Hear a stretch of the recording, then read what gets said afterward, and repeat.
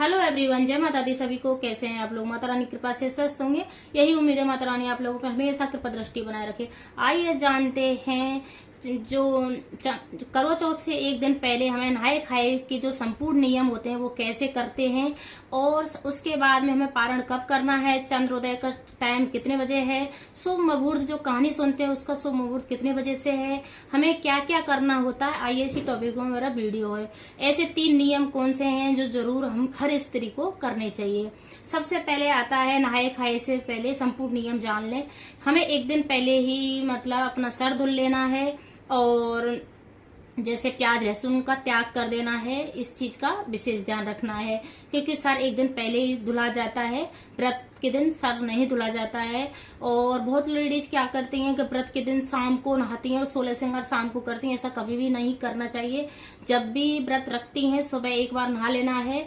अगर शाम को दोबारा नहा सकती है तो नहा लेने, ही नहाना है तो हाथ पैर धुल के आप नहा सकते हैं। अगर फ्रेश होने गई हैं तो आपको नहाना पड़ेगा, क्योंकि कहानी भी शाम को सुनी जाती है। बहुत कहीं दोपहर को भी सुन लेते हैं।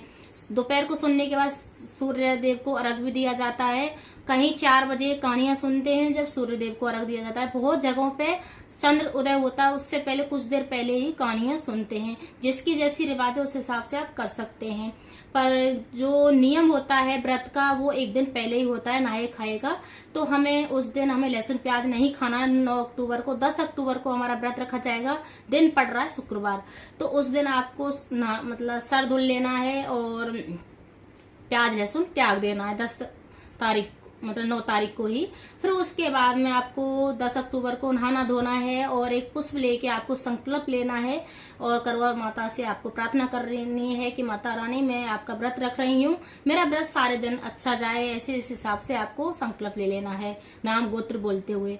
फिर आता है कि बहुत लेडीजों को ऐसा है कि मॉडल टाइम चल रहा है, बहुत लोग लेडीज मैंने देखी हैं व्रत के दिन भी सिंदूर बिंदी नहीं लगाते हैं। वो बहुत गलत करते हैं। बिंदी सिंदूर को जरूर लगाना चाहिए, और भले बेशक कुछ भी ना, क्रीम पाउडर वगैरह कुछ भी ना लगाएं, पर बिंदी और सिंदूर का बहुत बड़ा महत्व होता है। जब व्रत रखते हैं या कहानी सुनते हैं या सब तक कुछ भी अगर हम पूजा पाठ कर रहे हैं तो सिंदूर और बिंदी का बहुत बड़ा महत्व होता है। ये शास्त्रों में भी लिखा हुआ है। और उस दिन पति से लड़ाई झगड़ा नहीं करना चाहिए, और पति को कुछ उपहार में देना चाहिए। कुछ गिफ्ट, चाहे एक फूल ही क्यों ना दे दे, अपनी पत्नी को जरूर देना चाहिए। और सबसे मेन चीज होता है जो व्रत के जो संपूर्ण नियम होते हैं, तो हमें जैसे व्रत रखना है, वो 16 श्रृंगार करने हैं, हमें अपनी कहानी सुननी है शाम को। कहानी सुनने के बाद वैसे कहानी का जो शुभ मुहूर्त है वो 5:57 से है और 7:38 तक है। बहुत जगहों पे 4 बजे कहानी सुनी जाती है और सूर्य देव को अर्घ दिया जाता है। जिसकी जिस हिसाब से रिवाज है उस हिसाब से आप कर सकते हैं।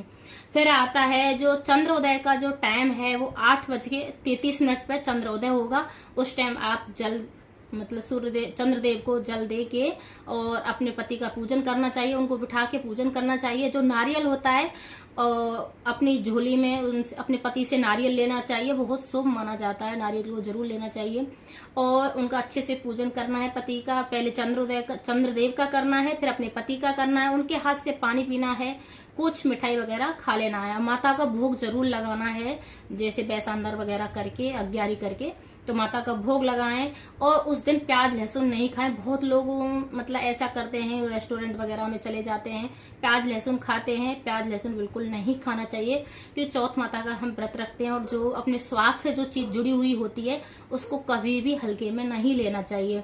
तो हमेशा इस चीज का विशेष ध्यान रखना है कि अपने स्वास्थ्य के लिए हमें सब कुछ करना होता है। कि व्रत ये भी आम व्रत नहीं होता, निर्जला व्रत रखते हैं बहुत लोग सर्गी कर लेते हैं। जिसके जहाँ रिवाज है उस हिसाब से कर सकते हैं। अगर पहली बार व्रत उठा रहे हैं तो सर्गी जरूर लगा लेनी चाहिए, क्योंकि आगे चल के कौन सी प्रॉब्लम आ सकती है, या बच्चा हो रहा है या कहीं बीमार पड़ रहे हैं तो हम सर्गी लगी हुई है तो हम उससे कुछ खा लेते हैं तो हमारा व्रत नहीं टूटता है। और एक बार व्रत प्रारंभ कर लेते हैं तो उसको हमें छोड़ना नहीं होता, किसी भी हालत में नहीं छोड़ा जाता है व्रत। तो इस हिसाब से आप कर सकते हैं। अगर पहली बार व्रत उठा रहे हैं तो 5 प्रकार के फल और कुछ मीठा जरूर लगा लें। शरबत, चाय, दूध वगैरह कुछ भी पी सकते हैं। फिर सारे दिन आपको निर्जला रहना है। बहुत लोग शाम को जैसे कहानी सुनते हैं तब भी चाय वगैरह पी लेते हैं। बहुत लोग दोपहर को भी मैंने सुना है, पर हमने तो निर्जला किया है अभी तक। अभी ऐसी भगवान ने नहीं किया है।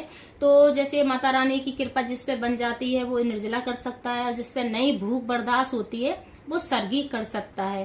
तो इस हिसाब से आप व्रत रख सकते हैं। अगर मेरी वीडियो अच्छी लगे तो लाइक करें, शेयर करें, सब्सक्राइब करें। हर हर महादेव कमेंट में जरूर लिखें। और सबसे मेन चीज होता है कि अपने पति से बिल्कुल भी लड़ाई झगड़ा नहीं करना है। ये छोटी छोटी बातें हैं, इनका विशेष ध्यान रखना है। 16 श्रृंगार करना है हमें। अच्छे सज धज के कपड़े, मतलब जो साड़ी है पीले कलर की, रेड कलर की, जो भी आपने साड़ी खरीदी है वो साड़ी पहननी है। ऐसा भी नहीं है कि मतलब हमें हमेशा कोरा कपड़ा ही पहनना है। अगर हमारे पास है तो हम कोरा पहन सकते हैं, अगर नहीं है तो धुला हुआ जरूर होना चाहिए कपड़ा, हम पुराना भी पहन सकते हैं।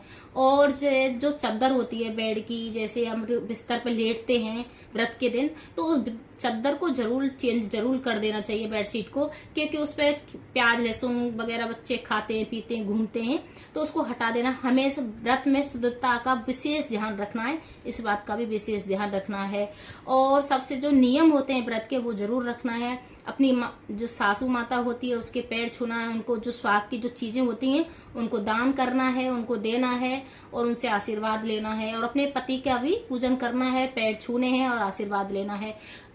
हमेशा इस बात का ध्यान रखना है, पति से उसने बिल्कुल भी लड़ाई झगड़ा नहीं करना है, क्योंकि उनके लिए ही व्रत रखा जा रहा है, तो हमें उनसे लड़ाई कभी भी नहीं करनी चाहिए।